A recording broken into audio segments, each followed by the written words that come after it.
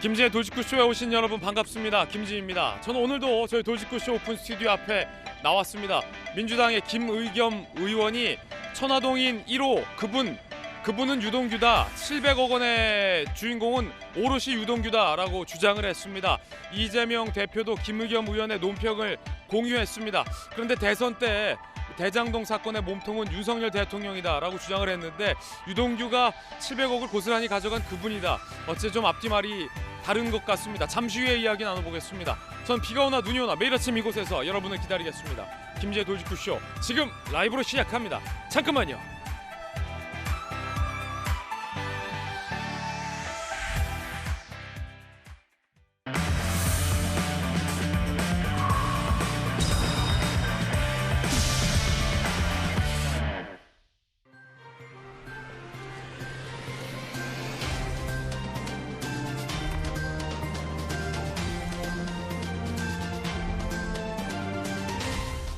신문 읽어주는 남자입니다.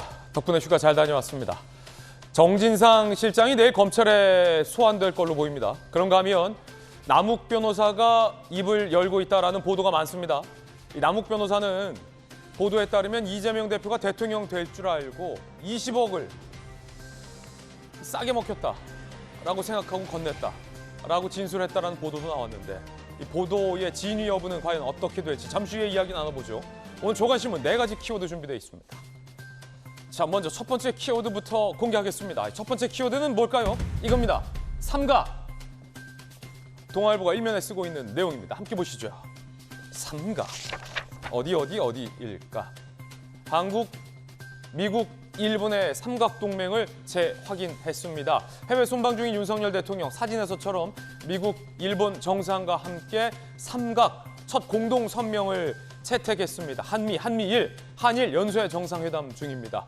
북한 미사일 정보 실시간 공유하고 북한의 핵실험에도 강력 대응하겠다라는 한미일 전통적인 동맹의 의미를 과시했습니다. 북한을 향한 이 초강경한 한미일 삼각 동맹의 메시지라고 분석이 나오고 있습니다. 이어서 다음 키워드입니다. 두 번째 키워드는 바로 이겁니다. 빠져. 어떻게 들으면 좀 기분 나쁘게 들릴 수도 있는 키워드. 너 빠져. 누가 누구에게 빠지라고 한 걸까요? 조선일보입니다.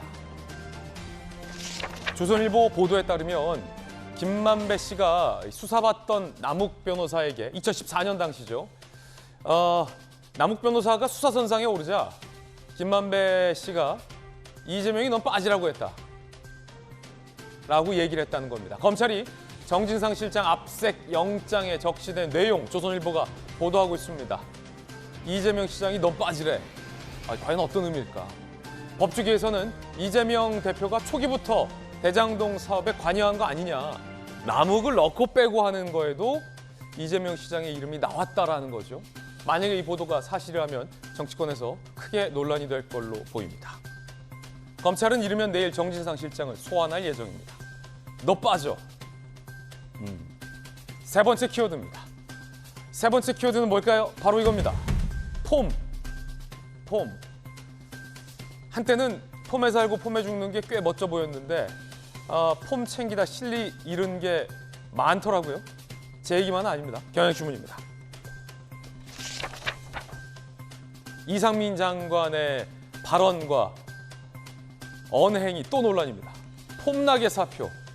경향신문은 참 가볍다 이렇게 쓰고 있습니다. 이 재난 상황의 주무장관인데 폼나게 사표 던질 수 있는데 라며 인터뷰를 한 겁니다. 이태원 참사에도 실언을 연발하고 있다는 지적 나옵니다. 대통령의 고민은 깊어질 것 같습니다.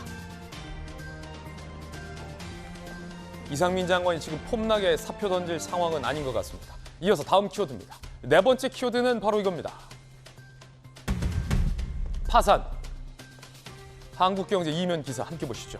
누가 파산했을까요? 유동자산 9억 불에 빚 500억 불 파산한 FTX 글로벌 코인 거래소입니다. 민낯. 하루아침에 암호화폐 거래소가 국제적인 암호화폐 거래소가 파산을 했습니다. 돈을 못 뺀 수많은 고객들은 함께 돈을 날리게 됐습니다. 재무구조 부실 의혹 열흘도 안 돼서 파산한 겁니다. 암호화폐 업계의 앨런 사태다라는 이야기가 나오고 있습니다. 한때는 코인계 워런 버핏으로 불리기도 했다는데 심상치 않은 의혹들도 상당히 많이 제기되는 것 같습니다. 아마 이 수사 국면으로 넘어갈 것 같은데 지켜봐야 될 것 같습니다. 지금까지 신문 읽어주는 남자였습니다.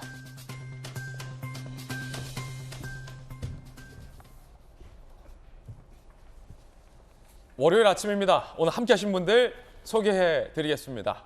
기자 출신의 대학 교수죠. 한신대 김수경 교수님, 그리고 비대위원 출신의 김연아 전 의원님 나오셨습니다. 부산에서 강한 민주당 재선 의원 전재수 의원님, 법전 들고 나온 정혁진 대표 변호사님 나오셨습니다. 어서 오세요. 잘 오셨습니다. 첫 번째 소식은 간단하게 대통령 해외 순방 소식부터 점검해 보겠습니다. 대한민국과 미국과 일본의 정상이 한 테이블에 나란히 마주 앉았습니다. 북한의 위협에 한 목소리를 냈습니다. 이 모습 실로 참 오랜만입니다. 첫 번째 이야기부터 지금 시작합니다. 자, 이 사진처럼 말이죠. 분위기 좋아 보이죠? 그리고 바이든이 중간 선거에서 상당히 또 선전을 하고 왔기 때문에 바이든 대통령의 기분도 좋아 보이고 한미일 새 정상의 표정도 밝아 보입니다. 삼각공조 강화, 북한을 겨냥해서 압도적인 힘 과시를 했다. 이런 전문가들의 분석도 나오고 있습니다. 영상으로 만나보시죠.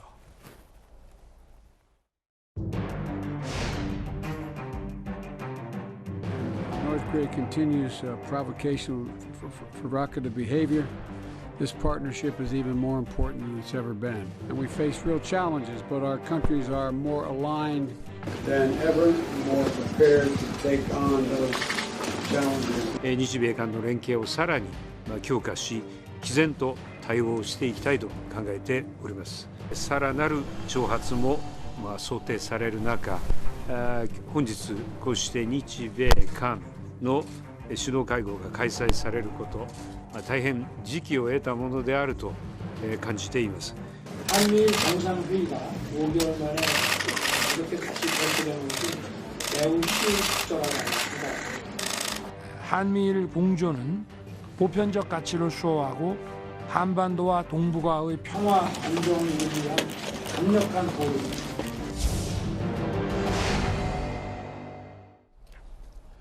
특히 이 한미일 새 정상의 회동은 의미가 있는 것이 전통적인 의미의 삼각 동맹을 재확인했다. 북한의 위협에 맞서서라는 의미뿐만 아니라 언제까지 죽창만 들 수는 없다. 한일 관계의 정상화의 어떤 첫 걸음을 뗐다라는 어떤 의미 있는 분석도 함께 나오고 있는 상황입니다. 7년 만에 연쇄 정상이라고 합니다. 어쩐지 이 모습 굉장히 오랜만입니다. 7년 만에 연쇄 정상회담, 한미일 첫 공동성명, 북핵 위협 대응 및 경제 안보 협력 등 첫 포괄적 공동성명이 채택됐습니다. 중국을 염두에 둔 경제 안보 대화 신설하겠다. 북한 미사일 정보를 실시간 공유하겠다. 저는 이 두 번째 대목이 좀 의미 있어 보입니다. 왜냐하면 이 각국이 북한의 미사일을 탐지하는 체계와 능력과 정보가 제각각입니다. 각자의 특장점이 있는데 요거를 실시간으로 공유한다면 보다 더 효율적으로, 효과적으로, 발빠르게 북한의 도발에 우리가 대응을 할 수 있는 고지, 유리한 고지를 취할 수 있거든요. 실시간 공유하겠다. 미국의 확장 억제 강화 공약을 재확인했습니다. 북한이 도발을 하지 못하게 만드는, 꼼짝없게 만드는 일종의 어떤 견제구 같은 거죠, 야구에서. 러시아 침공을 대항해 우크라이나와 연대하겠다라는 의미도 한미일 정상이 확인을 했습니다. 특히나 윤 대통령과 일본의 기시다 총리가 지난번에는 아주 짧게 회담을 했는데 이번엔 50분간 정식 회담을 했습니다. 한일 관계 개선에 기대감도 엿보입니다. 북 중대한 도발 행위 강력 규탄, 북핵 대응 및 인도 태평양 전략 공감대 교환했고 강제징용 피해자 배상 문제도 긴밀히 논의했습니다. 대통령실은 양국 간 현안 관련해 활발한 소통, 또 조속한 해결에 합의했다라고 의미를 부여했습니다. 김수현 교수님, 통일연구원에 계시잖아요. 북한이 미사일을 딱 쏘거나 이제 핵실험을 언제 할지 모르겠습니다만 그런 얘기 있잖아요. 북한은 김정은의 핵 버튼을 누르는 선택만 남아있다. 김정은 마음대로라는 거죠. 그런데 그거를 이제 한미일 3국이 주의 주도 면밀하게 착 또 감시하고 있지 않습니까? 이거를 서로 좀 긴밀하게 교환할 수 있다면 의미가 크죠, 이건. 그렇죠. 어쨌든 지금 북핵이라는 거대한 문제에 대해서 한미일이 공조할 수밖에 없는 상황이고, 뭐 한미일 간의 서로의 이해관계가 좀 엇갈릴 수도 있고, 뭐 일본과 한국 사이에 여러 가지 뭐 강제징용, 배상 문제라든가 여러 가지 외교적인 문제들이 첩첩산중으로 쌓여 있지만, 이 북핵에 대응하는 거에 대해서만큼은 어쨌든 이해관계가 같기 때문에 서로 공조하는 게 중요하고, 뭐 한때는 한일 간에 또 한미일 간에 여러 가지 안보 이런 협력을 하는 거에 대해서 뭐 친일 행각이다라는 비판까지 나왔지만, 결정적으로 어느 순간에 북한이 핵을 쏘았어요. 그럴 때 지금 우리는 갖고 있지 않은 정보를 만약에 일본이 가지고 있다면 우리가 일본의 손을 내밀어야 하겠습니까? 이게 친일이기 때문에 내밀지 않아야겠습니까? 당연히 손을 내밀어야죠. 정보를 서로 교환해야 되기 때문에 이번에 이제 아세안 플러스 정상회담에서 한미일 간의 공조를 굉장히 강하게 천명했다라는 건 굉장히 의미가 있고, 특히나 이게 아세안, 그러니까 동남아에 가가지고 이제 이러한 공조, 북핵에 대한 공동 대응을 이야기한 게 저는 의미가 있다고 보는 게, 동남아시아에서 한 거. 네, 아세안은 이제 비동맹 원칙을 이제 기조로 삼고 있고, 북한과도 굉장히 중립적인 관계를 맺고 있거든요. 그래서 북한이 사실 아세안, 동남아에 대한 외교를 열심히 하는 편입니다. 그런데 이런 상황에서 아세안에 가서, 동남아에 가서 이렇게 한미일이 공고하고 북한에 대해서 강력 대응하겠다, 공조하겠다라는 메시지를 선명하게 낸 것은 아세안에게 어떻게 보면은 북핵 위기에 함께 대응하는 것을 동참해달라는 메시지도 될 수 있기 때문에 저는 상당한 성과가 있었다고 봅니다. 예, 자 그뿐만 아니라 이 갈라 만찬에 윤석열 대통령 내외가 참석한 모습도 공개가 됐습니다. 함께 보시죠. 자, 윤석열 대통령과 김건희 여사가 함께 갈라 만찬에 참석을 했습니다. 자, 뭔가 이제 의상도 전통적인 그 나라의 의상을 윤석열 대통령이 입었어요. 근데 조금 이제 어색하긴 해요. 왜냐하면 이제 캄보디아 전통 의상을 입었기 때문에 우리가 보기에는 좀 다소 생소한 그런 옷일 수 있지만, 어떤 일종의 어떤 패션 코드, 드레스 코드 내지는 상대국에 대한, 주최국에 대한 어떤 예우 같은 어떤 이벤트 차원이죠. 다른 정상들도 마찬가지로 캄보디아 전통 의상을 입기도 했습니다. 김건희 여사와 바이든 대통령이 함께 포착이 됐습니다. 이렇게 팔짱을 낀 모습도 바이든 대통령 상당히 기분 좋아요. 중간 선거도 이겼겠다. 또 기분 좋게. 해외 나가면 사실 또 편안하고 기분 좋거든요. 고민도 있지만. 그리고 또 바이든 대통령은 지난번에 김건희 여사에 대해서 윤석열 대통령에게 칭찬을 한 바 있습니다. 엄지를 척하며 당신도 나도 메리업 했다. 그러니까 아내 덕 봤다. 뭐 이렇게 결혼 잘했다. 이런 덕담이죠. 일종의 어떤 덕담. 남자들끼리 하는 어떤 덕담도 건넨 바 있습니다. 친분을 표시했어요. 벌써 한 4번째 만남 아닌가요? 국제 무대에서. 정확한 건 좀 확인해 봐야겠습니다만. 정익진 변호사님 어떻게 보십니까? 일단은 바이든 대통령이 굉장히 기분이 좋아 보이네요. 기분 좋죠. 네, 여러 가지 이유가 있는데, 일단 첫 번째는 어쨌든 해외 순방하면 그 정치적인 그 국내 현안으로부터 벗어나는 게 되고, 두 번째는 제가 봤을 때는 많은 사람들이 그렇게 예측을 했지만 민주당에서 이번 선거 쉽지 않을 것이다. 미국 민주당. 네네. 그다음에 이제 그렇다라고 하면은 앞으로 또 2년 뒤 또 재선까지 생각했을 때 쉽지 않을 수 있다라고 생각을 했는데, 상원 선거를 이렇게 이길 줄 몰랐어요. 네, 굉장히 선전했어요. 선방을 갔다고 했고, 오히려 또 트럼프가 더 민주당 도와준 거 아니냐, 그런 이야기까지 나오더라고요. 일단 개인적으로는 바이든 대통령이 김건희 여사에게 호감이 있는 것 같아요. 네. 그래가지고 그냥 말 한마디를 해도 이렇게 굉장히 그 호감이 있는 그런 이야기를 갖다가 하고, 그 다음에 더 중요한 거는 이제 여태까지보다 지금 한미 관계가, 바이든 대통령 입장에선 한미 관계가 이전보다는 훨씬 나아지고 있다, 그런 생각들을 했기 때문에 제가 봤을 때는 뭐 윤 대통령도 기분 좋아 보이시고, 그 다음에 이제 김건희 여사도 그렇고, 또 이제 김건희 여사가 또 그런 면에 있어서는 또 좀 센스가 있는 것이 아닌가, 일단 그런 생각이 들고요. 그래서 어쨌든 남자들은 다 비슷한 거 아닌가 하는 생각이 듭니다. 어쨌든 세 분 중에 제일 기분 좋은 건 바이든 대통령인 건 분명해 보여요. 상원 선거 승리, 뭐 선전도 있고 선방도 있고. 왜냐하면 이제 상대당인 공화당이 상원 선거에서 압승을 할 것이다라고 트럼프 전 대통령이 공언을 한 바 있는데, 이 결과가 그대로 나오지 않아서 상당히 기분 좋아 보입니다. 그런가 하면 김건희 여사는 주최 측이 마련한 소위 영부인 행사에 참석하지 않고 대신 심장병 어린이집을 방문해서 눈길을 끌었습니다. 그 장면 함께 보시죠.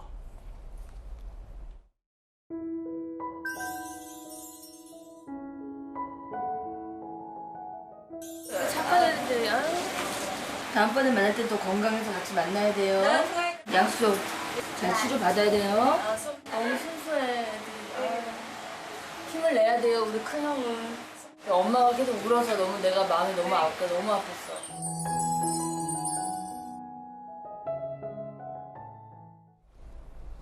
앙코르와트 방문 대신 심장병 소년을 찾은 영부인의 방문, 이거 어떤 의미일까요?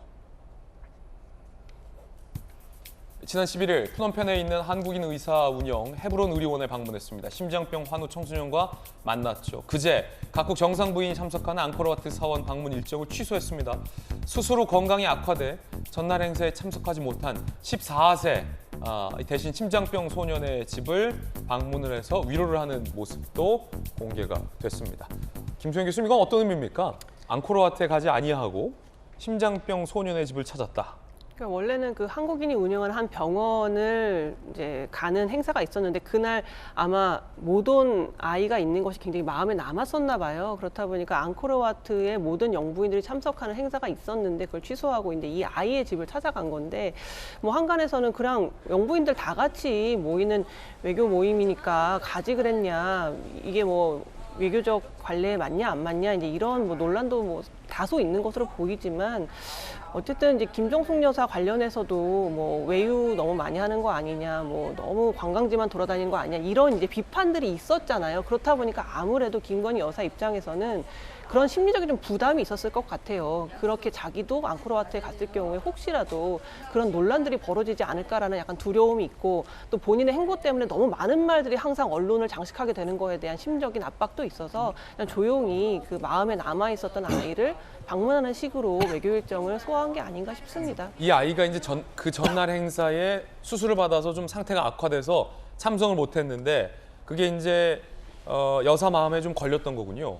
그랬던 것 같아요. 이제 뭐 아주 원래 예정돼 있었던 건 아니고 그날 아이가 못 왔는데 그 아이 상태도 궁금하기도 하고 앙코르와트야 뭐 외교적으로 갈 수는 있습니다만 이제 뭐 너무 외유성 같이 보이기도 하잖아요. 그렇다 보니까 자기의 좀 진심 어린 마음을 전달도 하고 아동이나 여성 문제에 또 평소에 관심도 있다 보니까 아마 그 아이를 방문해서 격려하고 다시 건강해져서 다시 만나자라는 식으로 그 어머니도 격려하는 차원에서 그곳을 방문한 것인데 이거 가지고 약간 논란을 삼는 경우도 인터넷상으로는 있는데 사실 그게 중요한 문제는 아니라는 생각이 그렇군요. 들거든요. 저는 뭐 잘하셨다고 봅니다. 심장병 소년 좀 완쾌해서 건강한 모습으로 약속한 것처럼 대한민국을 엄마와 함께 방문해서 또 건강한 모습으로 다시 만날 수 있다면 참 기분 좋은 소식일 것 같다라는 생각도 듭니다. 쾌유를 기원하겠습니다.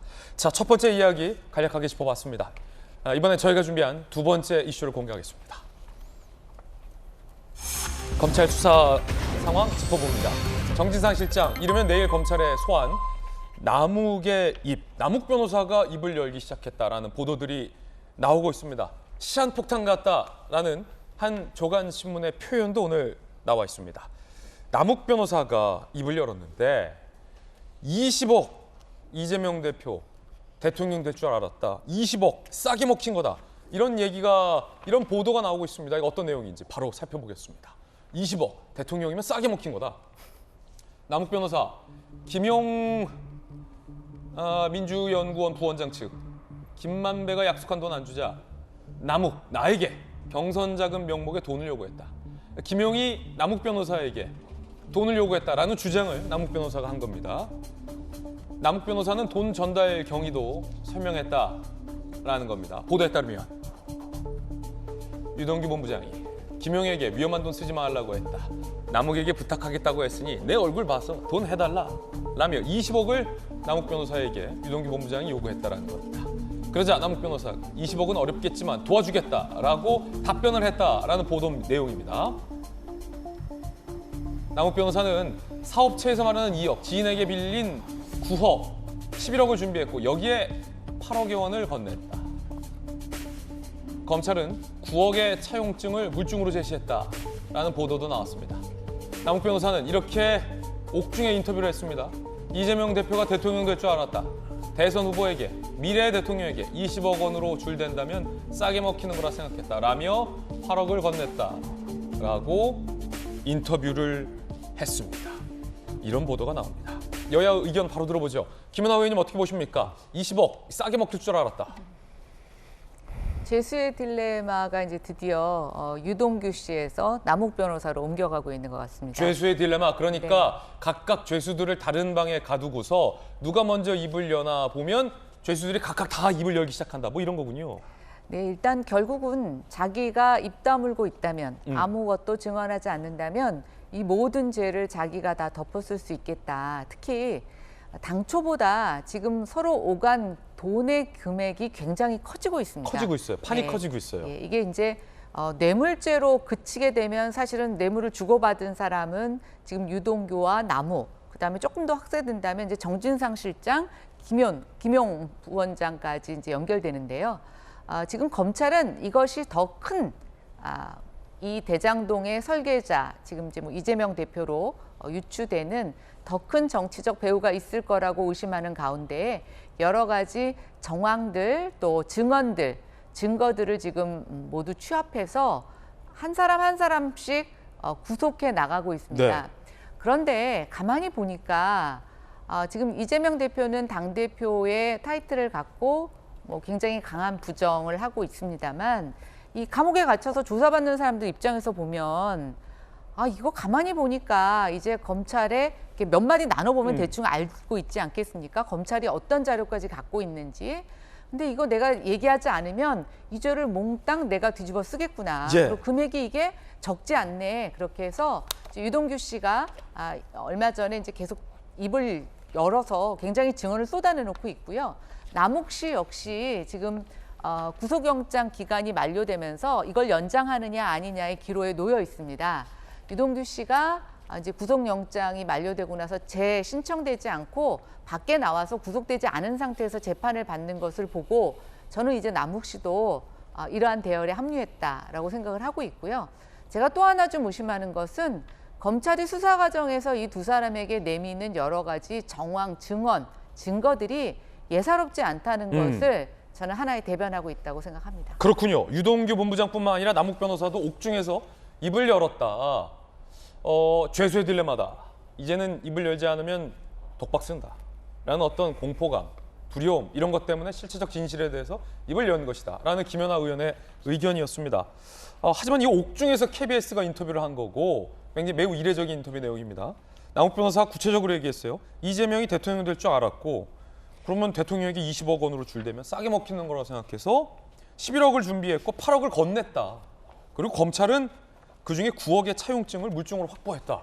라는 보도 내용이 상당히 구체적이고 남욱 변호사의 진술 내용이 상당히 좀 구체적인데 자, 이게 전재수 의원님, 네. 이거 어떻게 보십니까? 이게 all or nothing입니까? 아니면 이 말은 그러니까 남욱 변호사가 1원 한 푼 주지 않고 거짓말하고 있는 거라고 보십니까? 아니면 뭐 다른 무언가가 있다라고 보십니까? 그러니까 이게 옥중 인터뷰죠. 옥중 인터뷰죠. 옥중 인터뷰가 가능하려면 예. 검찰의 동의가 있어야 되겠죠. 그렇습니까? 예. 그렇지 않습니까? 예. 그렇죠. 그러니까 면회하면 안 됩니까? 면회도 10분이죠, 10분. 10분. 예. 10분. 대체적으로 면회 10분만 이루어지잖아요. 예. 그럼 이 옥중 인터뷰를 하려면 적어도 뭐 30분 이상 예. 뭐 이런 식으로 시간이 확보가 되고 그건 어떻게 되는지 좀 한번 확인해 봐야 아마 될 것 그럴 같아요. 겁니다. 예. 네네네네. 옥중 인터뷰 그러니까 이 사건 당사자가 언론 기자들을 만나서 옥중 인터뷰를 한다. 이건 굉장히 통상적인 것은 아니죠. 네. 그래서 이제 검찰 입장에서 보면 검찰에 도움이 되는 인터뷰였기 때문에 허용했을 가능성이 많죠. 예. 저는 이제 그런 이제 추측을 좀 해볼 수 있고요. 저도 이제 사람을 많이 만나는데 이 사건의 실체적 진실을 밝혀야 되겠습니다만 작년 이제 가을 이후로 지금까지 1년 넘게 이 수사가 진행되고 있다 보니까 네. 이 많은 사람들이 도대체 뭐냐 이제 이런 이제 반응들이 많더라고요. 예로 들면 이런 것이죠. 그동안 이제 검찰 수사가 사실은 이제 정영학 씨의 녹취록에 따라서 수사가 쭉 진행이 되어 왔습니다. 그러니까 이 녹취록의 핵심은 뭐냐면 이게 2020년도 10월 30일 날 정영학 씨 등등 해가지고 경기도 분당에 있는 노래방에서 대장동 배당금을 어떻게 처리할 거냐, 그다음에 법적인 과정은 어떻게 할 거냐, 요것에 대해서 쭉 논의를 하는데 네. 이때 당시 녹취록은 정진상이랑 김용 이름이 단 한 번도 안 나오거든요. 여기서 나오는 사람들은 누구냐면 주로 이제 박영수 특검이라든지 곽상도 전 의원이라든지 권순일 대법관이라든지 말하자면 50억 클럽에 등장하는 사람들, 그리고 이 대장동 사업을 도왔던 그 사람들의 실명이 다 나오거든요. 그래서 예. 정영학 녹취록을 중심으로 검찰 수사가 쭉 진행이 되어 왔는데 어느 날 갑자기 방향이 확 틀어지는데 그 핵심이 뭐냐면 유동규 씨가 어느 날 갑자기 깜빵에서 나와가지고 진술을 바꿉니다.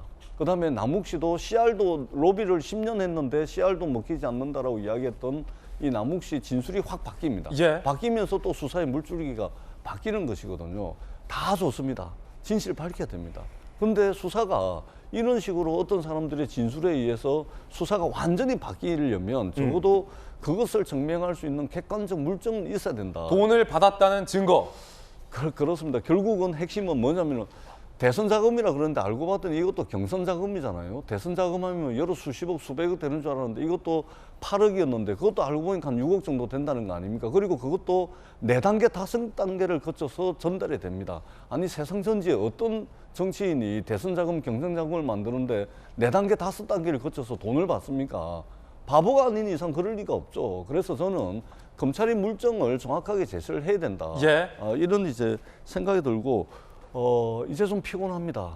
빨리 돈을 쫓아가는 수사를 하면 드러나게 돼 있다고 저는 생각을 합니다. 예. 빨리 사건의 실체를 밝혀서 이제 좀 피로도가 많이 올라가고 있으니까 빨리 좀 마무리 지었으면 좋겠다라는 생각을 해봅니다. 유동규 본부장이든 남욱 변호사든 일단은 말뿐이다. 증거가 있어야 한다. 사실 그건 재판에서 중요한 포인트를 전재수 의원님이 지적해 주신 거기도 해요.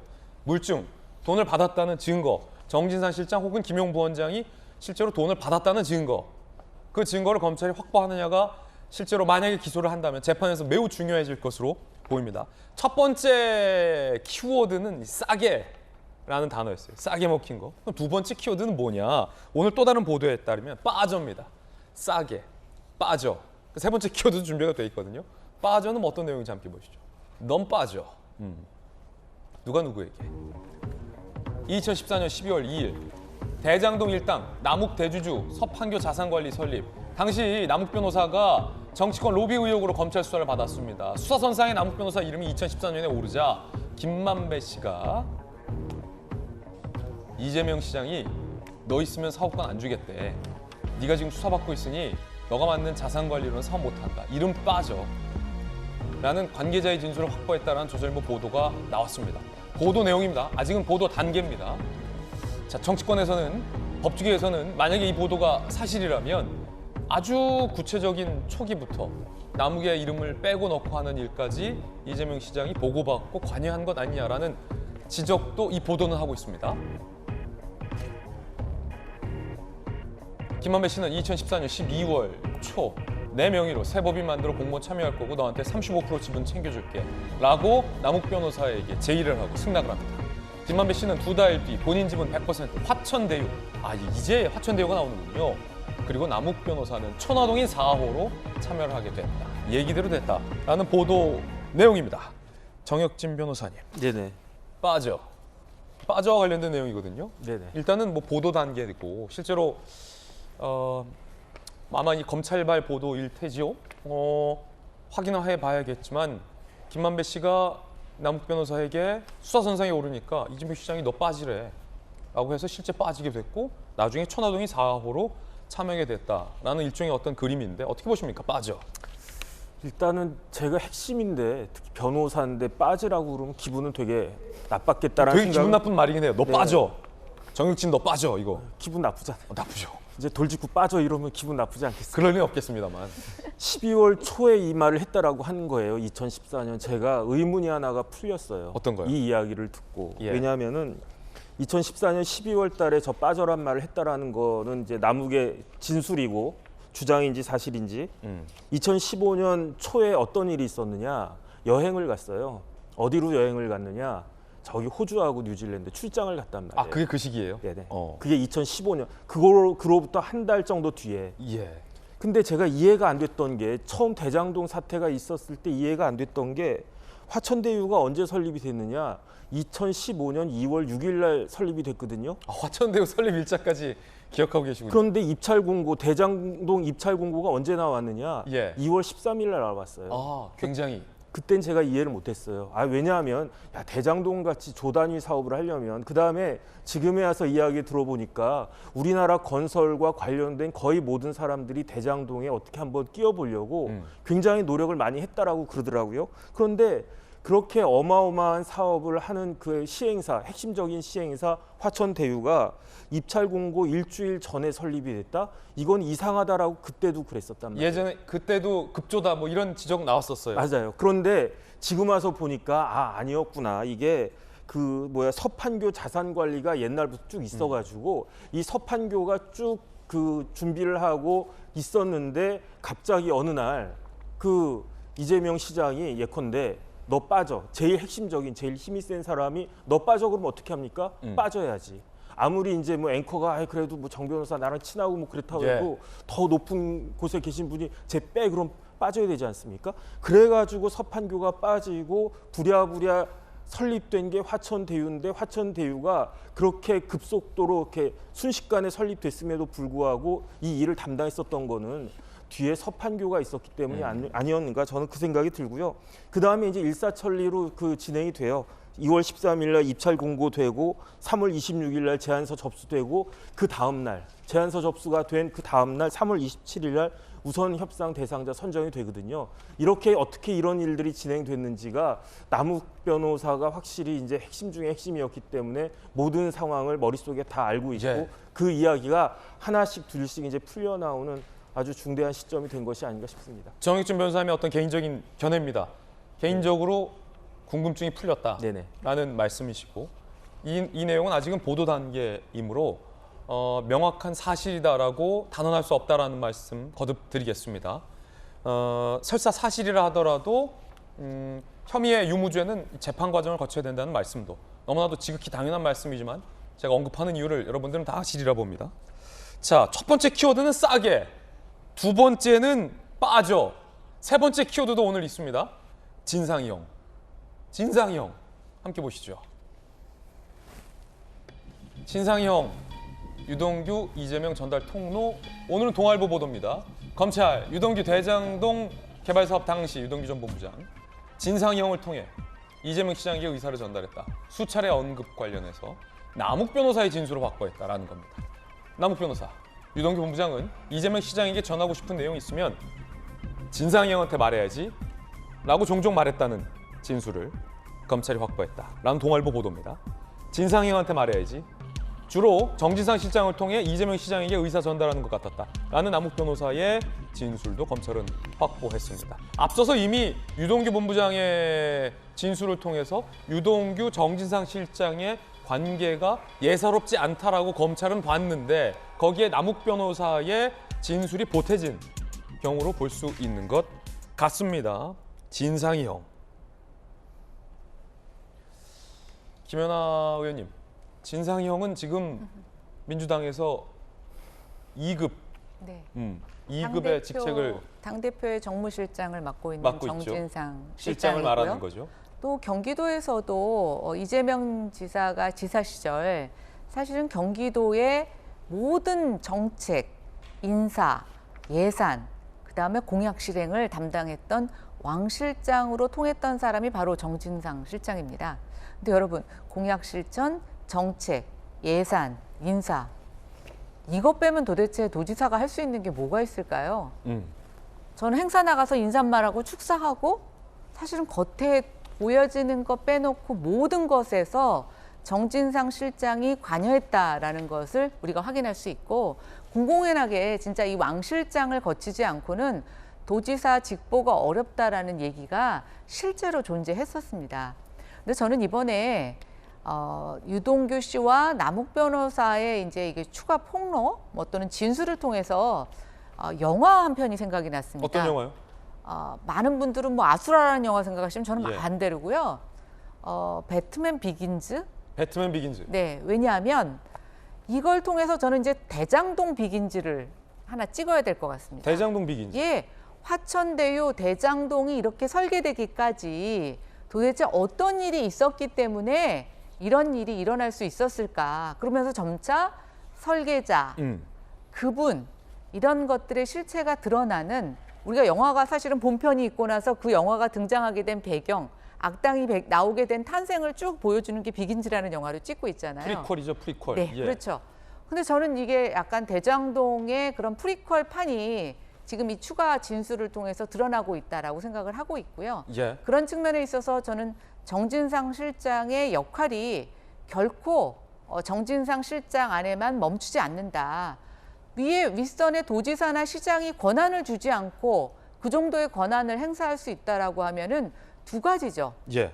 이재명 지사가 아무것도 모르고 꼭두각시록밖에는 행사하지 못했다라는 것, 아니면 정말 뒤에 실세로서 정진상 실장 뒤에서 뒤를 봐줬거나, 저는 두 가지라고밖에는 상상할 수 없다, 이렇게 예. 생각이 됩니다. 자, 김연아 의원님의 주장이었습니다. 전재수 의원님, 이재명 대표가 도지사 시절에 국정감사 시즌이었나요? 경기도 국감 때 유동규 본부장 의혹이 불거지자 유동규 본부장은 내 측근 아니다. 부패 사범일 수 있다. 이렇게 이야기를 했었는데 지금은 진짜 측근인 정진상 실장의 이름이 많이 거론이 되고 있습니다. 특히 이 보도 어떻게 보십니까? 진상이 형한테 다 진상이 형을 통해서 이재명 시장에게 모든 걸 다 보고했다. 그러니까 유동규 씨 이야기죠. 남욱 변호사와 유동규 전 본부장 예. 이야기입니다. 그러니까 유동규 씨 진술에 의하면은 이제 정진상 씨와 거의 뭐 의형제 사이였다는 거 아닙니까? 예. 근데 이제 진술이 이제 확 바뀝니다. 그리고 저는 더 중요한 것은 정말 이게 잘 이해가 되지가 않는 건데, 그동안 이제 정영학 녹취록에 따라서 검찰 수사가 쭉 진행이 되어 왔고, 그리고 그것에 따라 가지고 천화동인 1호 소유주가 유동규라고 이제 검찰이 결론을 내렸습니다. 그래서 검찰이 천화동인 1호 배당금 700억을 유동규가 수수한 것으로 보고 2021년도 10월 21일 날 유동규 씨를 뇌물 및 부정처사 후 수뢰 혐의로 구속하고 기소를 했습니다. 그리고 그날 이후로 지금까지 재판이 60차례 이상 재판이 진행되어 왔거든요. 네. 이건 뭐냐 그러면 이건 뭐냐 그러면. 그럼 이걸 완전히 뒤집어 가지고 지금 어느 날 갑자기 천화동인 1호가 정진상 김용 거라고 이야기를 하는데, 그러면은 작년 10월 21일 날 뇌물 부정처사하고 이 수수로 해가지고 기소까지 돼가지고 재판 60번 이상이나 재판이 진행됐는데, 어느 날 갑자기 천화동인 1호 주인이 그러면은 정진상이다? 그럼 이건 어떻게 되는 거죠? 근데 물증은 지금 안 나오고 있습니다. 그렇기 때문에 도대체 이게 뭐냐? 누가 수사를 하느냐에 따라서 수사 방향과 지금 이것이 완전히 지금 정반대가 되는데, 그래서 이런 부분들은 좀 밝혀야 된다. 네. 그렇게 생각을 합니다. 과연 천화동인 1호 그분은 진짜 누구냐? 천화동인 1호 700억의 배당금, 이 막대한 주인공이 과연 누구냐? 누구야? 누구 거냐? 누가 주인이냐? 이게 사실은 핵심이에요. 잘 짚으셨어요. 자, 지금부터는 이 천화동인 1호 주인과 관련된 이재명 대표와 민주당 측의 반론과 이에 대한 재반박 내용들 보도해드리겠습니다. 지난 10일 이재명 대표는 검찰이 훌륭한 소설가 되긴 글렀다라며 비판을 했습니다. 일단 이재명 대표의 반박부터 직접 들어보겠습니다. 이 검찰의 창작 완성도가 매우 낮은 것 같습니다. 검찰이 훌륭한 소설가가 되기는 쉽지 않겠습니다. 이런 허무맹랑한 조작 조사하려고 대장동 특검을 거부하는 것이라는 생각이 듭니다. 이 조작 결국은 진실이 드러나게 됩니다. 국민을 속이고 역사를 속이는 것도 잠시라는 사실을 잊지 마시기 바랍니다. 이재명 대표는 본인을 향한 수사에 대해서 허무맹랑한 조작 수사다라고 반박을 했습니다. 그런데 이재명 대표가 공유한 글이 하나 있습니다. 민주당의 김의겸 의원의 글인데, 천화동인 1호 700억의 주인은 유동규라는 겁니다. 하늘에서 뚝 떨어진 428억 약정설. 김용, 정진상, 유동규가 700억 세후 428억을 나눠 갖는다는 내용. 정영학 녹취록과 정면 배치. 700억 주인은 유동규임이 명백하다. 그리고 이재명 대표는 김의겸 의원의 서면 브리핑 글을 SNS에 공유를 했습니다. 민주당의 김의겸 대변인이 천화동인 1호 700억의 주인은 유동규 씨다라고 밝히고 나서고 이재명 대표도 같이 동조를 한 겁니다. 김수경 교수님, 어떻게 보십니까? 천화동인 1호 다 유동규 씨 거다.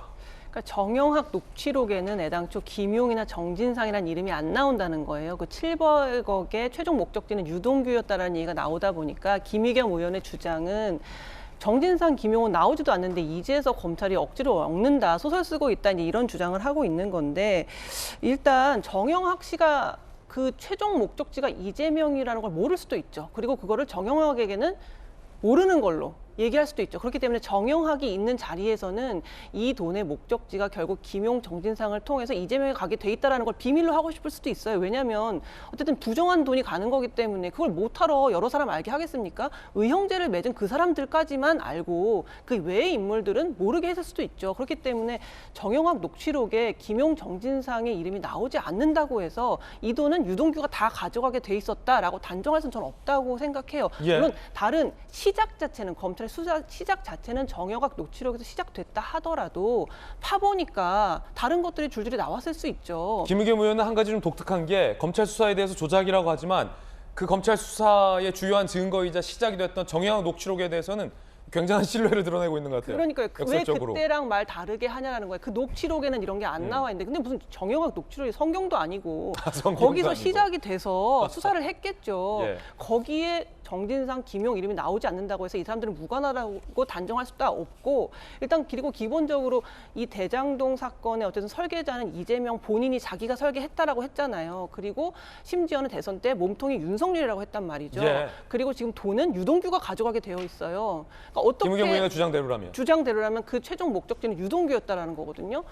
이게 말이 됩니까? 설계는 이재명이 하고 몸통은 윤석열인데 대통령이고. 돈은 유동규가 가져간다는 이 말 자체가 저는 너무 말이 안 되고. 어떤 족보입니까? 그러면 설계는 이재명 대표, 몸통은 윤석열 대통령, 700억 주인은 유동규. 족보가 어떻게 되는 거예요? 왜 이렇게 설계를 하죠? 이게 설계인가요? 전혀 상관없는 세 사람이 돈은 엉뚱한 사람이 가져가고 몸통은 또 그럼 왜 윤석열이며 본인이 또 설계했다라는 게 설명이 안 되기 때문에 단지 정영학 녹취록에 그 이름이 없다고 해서 본인은 무죄다.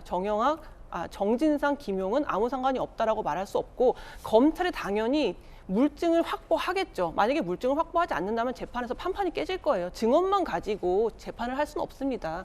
그렇기 때문에 검찰이 얼마나 확실한 물증을 가지고 오는지를 우리가 지켜봐야 되는 거고, 만약에 검찰이 그걸 실패한다면 아마 재판에서 뒤집어져서 무죄가 나올 겁니다. 이게 약간 굉장히 흥미로운 대목이, 정혁진 변호사님, 네. 이 이재명 대표나 이제 김의겸 의원의 어떤 반박을 보면 검찰 수사 내용 중에 어디까지를 받아들이고 말 것인가가 상당히 흥미로운데, 이 점점 좀 달라진다는 느낌을 받는데, 애초에는 이게 처음부터 끝까지 모든 게 다 조작이고 허무맹랑하고 몸통은 오히려 윤석열이다. 지난 대선 때는 이랬다가 지금 어느 정도 증거들이 나오고 진술들이 나오니까 유동규까지 돈을 받은 것까지는 인정하고 있는 분위기예요. 네네. 그런데 흥미로운 건 검찰 수사가 거기까지 왔거든요. 근데 거기서 더 나간 건 알고 봤더니 이 유동규에서 끝나는 게 아니라 김용, 정진상 씨에게도 돈이 전달됐다라는 그 유동규의 진술과 남욱의 진술과 등등등의 진술이 지금 확보되고 있는 거거든요. 물론 검찰에 따르면 일정 정도 물증도 확보하고 있다라고 하고,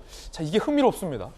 근데 저는 왜 이게 그 모순된다라고 보는지, 김의겸 의원이 왜 저런 식으로 이야기를 했고 그것을 또 왜 이재명 대표가 그 퍼날랐는지 공유를 했는지 이해가 안 되는 게, 그 700억 유동규 거 맞다라고 저는 생각을 하거든요. 그런데 이때 유동규는 한 사람이 아니에요. 유동규는 3명이에요. 삼위일체가 된 거예요. 유동규, 정진상, 김용이 형제래매요. 응? 그다음에 의형제 맺었잖아요. 그러니까 저는 어떻게 이해가 되냐면, 유동규가 내가 총대 메고 다 이렇게 받아가지고 세금 띄고 428억인가 남으면 그거 n분의 1 해가지고 형님들한테 나눠준다. 이 의미 아니겠습니까? 근데 처음에는 이제 이재명 대표가 대통령이 될 줄 알고 그냥 가만히 내가 그냥 다 안고 벌써 이제 징역 1년 살았잖아요. 그 감옥에서 1년 넘게 있으면 그 사이에 좋은 날이 오겠지라고 했는데 올 생각이 안 되니까 좋은 날이 올 것 같지가 않으니까 그러니까 아 이제는 내가 혼자서 내가 다 독박 쓰지 않겠다고 이야기한 거잖아요. 책임질 만큼만 지겠다. 그 이야기가 책임은 n분의 1로 지겠다라고 한 것인데 이러한 그 이야기가 어떻게 김용과 정진상의 혐의가 벗어나는 것인지라고 이야기한 것인지 전 이해가 사실 납득이 안 되고요. 그다음에 이게 제일 제가 봤을 때 화가 난다고 하기보다 좀 허탈하다고 한다. 이 부분은 뭐냐면은 이게 이제 이렇게 부동산 개발하는 거는 김연아 의원님이 훨씬 더 잘 아시겠지만 두 가지거든요. 인허가하고 땅 작업. 인허가는 시장이 갖고 있으니까 다 끝났고 땅 작업 어떻게 했냐면요. 성남 도계공을 세운 이유가 있어요. 도시계획법이라는 게 있어가지고 그 계획법에 예. 성남 도계공 같은 데가 50%에다가 한 주만 더 갖고 있으면 대장동 주민들 땅 수용할 수 있다고요. 그다음 화천대유 설립해가지고 건설사들 다 배제했죠. 그래가지고 건설비 올렸죠. 그러니까 이 뭐 1조에 가까운 돈이 이제 수익으로 저 대장동 일당들한테 남게 된 것은 뭐냐면은 결국은 대장동 원주민들과 수분양자들의 그 땀을 갖다가 그 돈을 갖다가 그쪽으로 옮긴 거에 불과한 거거든요. 그런데 제가 다시 한번 성남 도계공 정관을 갖다가 찾아봤더니 어떻게 되어 있냐면요. 8조에 공사는 중요한 사항에 대해서는 사전에 시장에게 보고하여야 된다. 그렇다라고 한다면은 어쨌든 이재명 대표가 적어도 700억에 대해서는 유동규라고 하는 사람이 이렇게 꿀꺽했다라고 하는 걸 인정을 했다 했으니까 그것에 대해서라도 죄송하다고 사과를 먼저 해야 되는 것이 아닌가. 일단 뭐 그럴 정신은 없으실 것 같긴 하지만 저는 참 이렇게 대장동 보면 볼수록 이제 악귀가 이제는 딱딱딱 맞아지는 것 같고 검사가 무슨 소설을 씁니까? 검사가 국문과 나왔습니까? 영문과 나왔습니까? 검사는 공소장 쓰는 거고요. 공소장은 다큐멘터리예요. 제가 봤을 때 소설은 굉장히 허접하게 보일지 몰라도 다큐멘터리는 제가 봤을 때 그 악귀가 딱딱딱 맞아가고 있다라고 저는 그렇게 생각이 듭니다. 예, 정익준 변호사의 개인 견해다라는 말씀 드리고 소설을 우습게 하시면 안 됩니다. 소설가들이 한 편의 소설을 쓰기 위해서 몇 년간 사전 조사하고 답사하고 검찰 못지않게 철저하게 국문과 나온 사람들도 철저하게 다 뭐 현장 아니 조사하고 소설이 다큐멘터리보다 공소장보다 훨씬 더 어려운 거죠. 어려운 거죠. 그러니까 소설은 유명한 대작 같은 것들은 100년, 200년 지난 다음에도 읽히는 거 아니겠습니까? 예. 네. 특히 이제 노인과 바다 이런 소설을 보면 그 작품의 심도가 상당히 깊습니다. 그렇죠? 네. 정혁진 변호사의 개인 견해였습니다. 반면 실질적 진실은 모르겠어요. 김용 부원장과 정진상 실장은 이런 한 장 받은 거 없다. 전혀 사실이 아니다라고 강하게 부인하고 있습니다. 중요한 건 전재수 의원님이 앞서 재차 지적해 주셨던 것처럼 물증, 증거 우선주의 아니겠습니까? 대한민국 법원은. 물증을 검찰이 확보할 수 있느냐, 확보하지 못하느냐에 따라서 이 수사의 성과가 달린 것 같다라는 말씀 재차 거듭드리겠습니다. 그런가 하면 정진상 실장을 잃으면 내일 검찰이 소환할 걸로 보이는데 이런 보도가 나왔어요. 정진상 실장과 관련해서 증거인멸 의혹이 있는 거 아니냐 이런 얘기가 나왔는데 어떤 얘기인지 좀 함께 살펴보시죠. 지난 9일 민주당사 안 정진상 실장 사무실 압수수색. 검찰 매일경제 보도에 따르면 정진상 씨 통화 기록 및 휴대전화 위치 토대로 영장을 발부했고 정진상 실장의 사무실 존재가 소명됐다라는 입장. 민주당은 당사의 정진상 실장의 사무실은 없다라고 반발한 바 있었죠. 당사 셔터 내린 채 3시간가량 영장 집행 저지. 검찰은 그 시각에 사무실 정리 등 증거인멸을 할 가능성에 주목하고 있다는 보도도 나왔습니다. 그런데 저는 글쎄요. 이 보도는 조금 글쎄요. 저도 이제 취재를 좀 해봤는데 이 보도가 뭐 그렇게 크게 이 보도는 좀 갸웃갸웃거리는 대목이 왜냐면 첫 번째 민주당 의원들 보좌관들 다 밖에 나와 있어서 뒤에서 뭐 사무실을 정리하고 할 여력이 없었습니다. 그뿐만 아니라 두 번째 그래도 제1야당 공당인데 뭐 증거 인멸을 했다라는 건 좀 과도한 보도가 아닌가 뭐 이런 생각도 들어요. 전재수 의원님 뭐 발언 주시죠. 뭐 저러기까지 했겠습니까? 그러니까요. 예, 저도 믿지는 않는데 다만 그런 것 같아요. 검찰이 이제 정진상 정무실장에 대해서 체포영장을 신청을 했다가 법원에서 기각이 됐지 않습니까? 네. 근데 지금 아마 내일 검찰에 아마 출석을 해서 조사를 받을 것 같은데 아마 구속영장을 청구를 하게 될 겁니다. 그러면 구속영장이 발부가 되려면 가장 잘 인용이 되는 게 증거인멸, 뭐 도주 우려가 있다 이런 거 아니겠습니까? 그런 차원에서 이제 증거인멸이라는 그 명분을 검찰이 좀 쌓아야 된다. 그런 필요에 의해서 아마 저는 이제 검찰발 언론 보도가 나온 것으로 그렇게 보여집니다. 아무리 그래도 3시간 동안 셔터 내려놓고 뭐 증거를 인멸한다거나 뭐 그런 일이 있겠습니까? 저는 믿지 않습니다. 예, 아마도 그 법조계 출신 민주당 한 의원께서 그런 말을 했잖아요. 검찰한테 다 치웠지. 그 말을 해서 그런 것 같아요. 그 말을 왜 해? 애초에 그렇죠? 그런 말씀 안 하시는 게 낫지 않았을까요? 예, 뭐 어떤 과정을 거쳐서 그런 이야기가 나오는지 잘 모르겠습니다만 뭐 그렇게 하겠습니까? 예. 보도 내용 소개해드렸습니다. 그런가 하면 국민의힘에서는 의혹의 공세의 목소리를 높이고 있습니다. 특히 대북 송금 의혹을 꺼내들었습니다. 아태협과 쌍방울과 경기도의 삼각 커넥션이다라고 목소리를 높였는데 여당의 주장 함께 보시죠.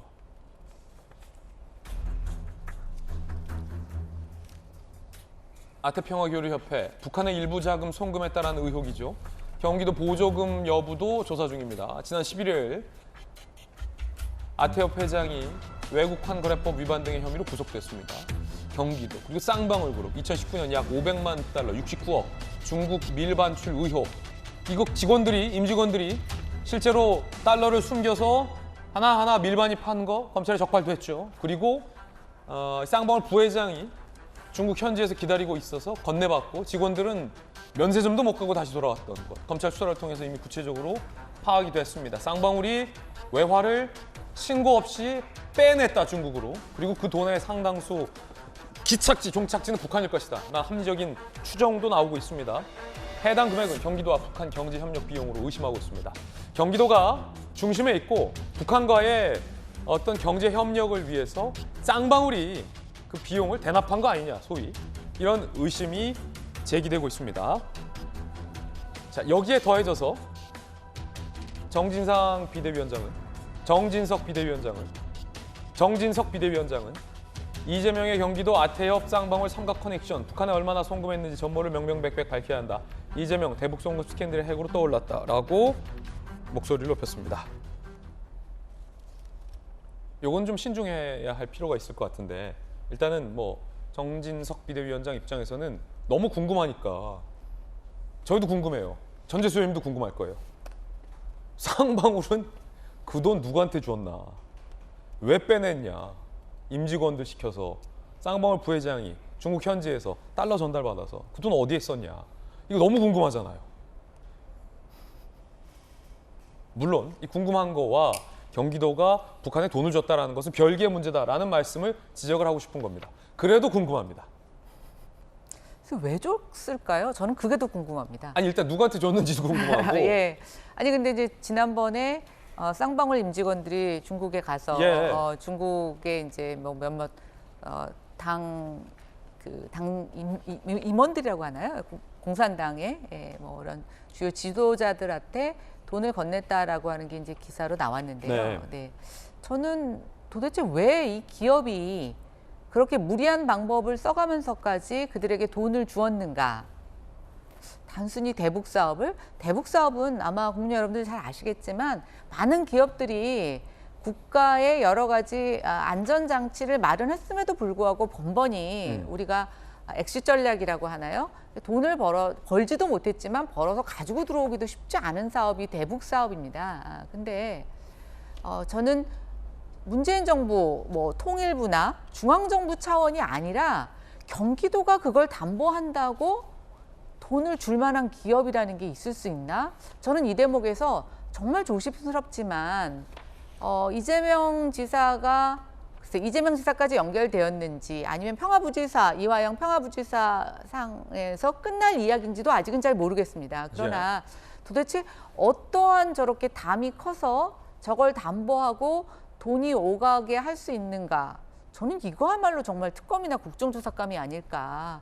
지금 정말 국회에서 해야 되는 저는 중요한 진실규명 사항이라고 생각이 됩니다. 혹여 이제 경기도의 보조금이랄지 경기도 꼬리표가 붙은 공적 자금이 혹여 10원 한 장이라도 들어갔다면 정말 이건 큰 일이 되기 때문에 아직 이제 경기도에 돈이 직접 관여됐다라는 정황은 나오지 않고 있다라는 말씀 드리겠고, 실제로 쌍방울이 중국으로 빼낸 돈이 북한에 전달된지 여부도 규명을 해야 되고, 과연 이 경기도의 삼각관계도 성립이 됐는지도 그 다음 단계에서 좀 확인해 봐야 한다라는 말씀 거듭드리겠습니다. 그러려면 쌍방울의 김성태 회장이 해외 도피 중인데 김성태 전 회장의 신병을 확보하는 게 무엇보다 중요한데, 김수현 교수님 왜 안 잡아옵니까? 한동훈 법무부 장관이 작전이 있다고 그때 얘기했거든요. 한동훈 장관이 이거는 한국의 사법 시스템을 교란하는 거다. 분명히 잡아올 수 있다. 공조 이야기했는데 한 장관 직접 가야 되는 거 아닙니까? 이쯤 되면. 그러게요. 지금 어떻든 사건의 키를 쥐고 있기 때문에 빨리 잡아야 되는데, 사실 국제공조라는 게 그렇게까지 쉽지는 않을 겁니다. 네. 어쨌든 우리 땅을 벗어나 있는 곳에 있는 사람을 잡아야 되는 거기 때문에 절차도 오래 걸리고 여러 가지 복잡할 텐데, 뭐 앵커 말씀하신 것처럼 진짜로 뭐 경기도 돈이 실제로 북한에 전달됐는지는 앞으로 수사를 통해서 이제 알아봐야겠지만, 한 가지 말씀드리고 싶은 건 이제 이재명 당시 지사, 이재명 대표가 어쨌든 뭐 이화영 당시 평화부지사가 중국에 출장 가는 거 결제도 했고 이제 여러 가지로 어쨌든 결제권자였잖아요. 이재명 지사, 당시 지사의 여러 가지 행보가 다 비슷해요. 결제권자였어요. 뭐 다 마지막에 도장을 찍는 사람이었거든요.